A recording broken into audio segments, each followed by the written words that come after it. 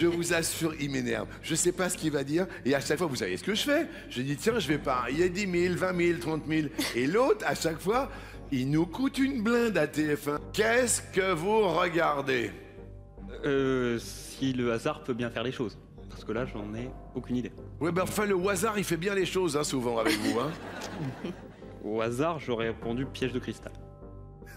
Si c'est la réponse, si c'est piège de cristal, je mets 20 000. Pour un téléspectateur uniquement, hein.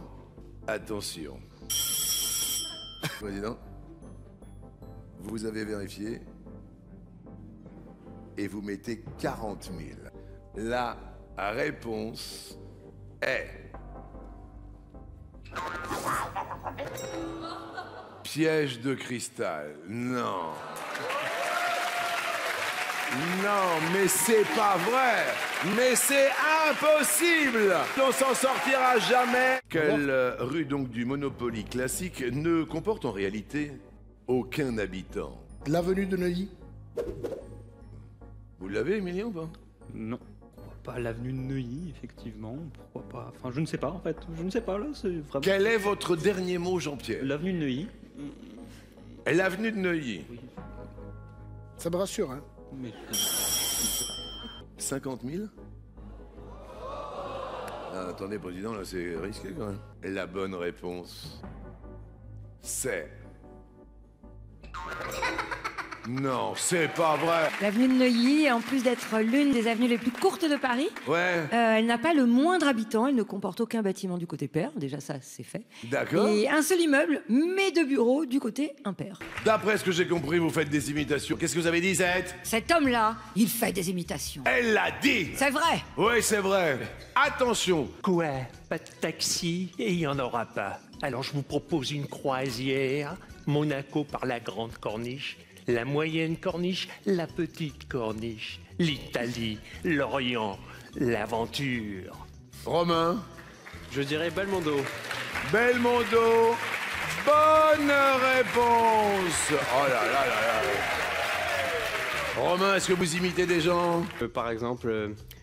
Bonsoir Jean-Luc, voilà, qu'est-ce qu'on fait sur le plateau là? On joue de scoop quoi? Parce que moi j'ai pas de temps à perdre. Bonjour, Chantal. De Funès. Ah. Alors vous, là, bonjour Jules, vous êtes un grand présentateur, voilà. Mais voilà, moi je suis là pour gagner. Voilà, vous avez Emilien, voilà, vous avez une fois, deux fois, trois fois, voilà, c'est terminé, voilà, c'est moi, là, voilà. Extraordinaire. Moi, je vais vous la faire, la dernière. Hein? Écoutez, si je suis venu pour le plateau aujourd'hui, c'est pas pour la Carlita, hein, parce qu'elle me regarde par là, hein, je la connais. Oui.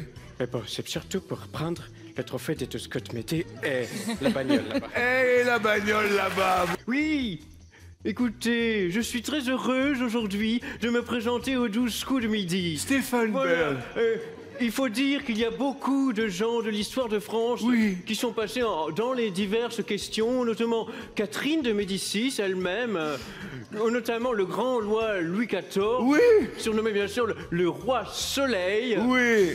D'ailleurs, j'ai fait précédemment une émission sur Versailles, disponible très bientôt. Voilà. Je vous remercie, Romain. Comment peut-on gagner 6 000 € grâce à la société nantaise Biofortis? Soit en filmant ses câlins. Oh, c'est la question court. Oh, c'est la question Ian. C'est la question cookie.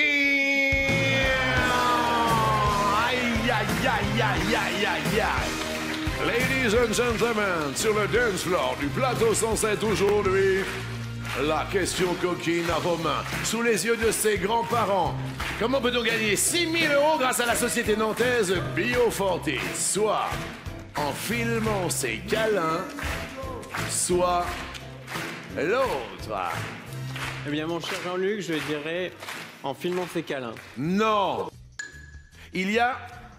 Oh non. C'est une... Ah non. Non, mais c'est quoi cette histoire? Non, La non, c'est... société nantaise a recherché des volontaires pour participer à un essai clinique qui consistait à faire don de ses selles durant plusieurs semaines. Ça a démarré en mars dernier et la matière fécale est transformée en médicament pour des patients atteints de cancer du sang. Et voilà, pour participer, il fallait être âgé entre 18 et 65 ans. Ah oui, donc c'est pour la bonne cause quand même. Ah, c'est super pour la bonne cause. Et la société argumente sur son site internet « Faites un geste pour la science ». Lorsqu'il imite David Guetta, quel pseudo utilise Hugo Debecca? Soit David Kefta, soit l'autre. Alors, je crois, il me semble que c'est David Kefta. Derrière l'autre, il y a David Kata. Et c'est une bonne réponse. J'étais en train de marcher dans le couloir tranquillement et j'ai croisé quelqu'un qui m'imite parfaitement, quoi. Mais c'est le mec de Spotify. Ouais, c'est moi, tu m'as reconnu. Oh, mais c'est dingue. Crazy, mec. Crazy. C'est excellent, bonne réponse. Ici la voix. Bravo Ludo, ça marche super bien pour vous, hein. Qu'ont déjà fait 25% des salariés avec un collègue, soit un rapport sexuel, soit l'autre. C'est des choses qui arrivent. Hein, Oui, bah oui.